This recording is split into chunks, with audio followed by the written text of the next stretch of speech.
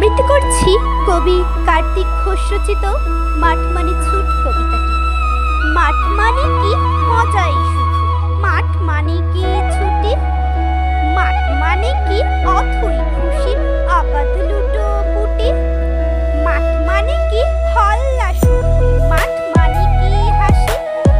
মাঠ মানে কি খুব তাড়ানো মন হারানো বাসি, মাঠ মানে কি নিকেল করা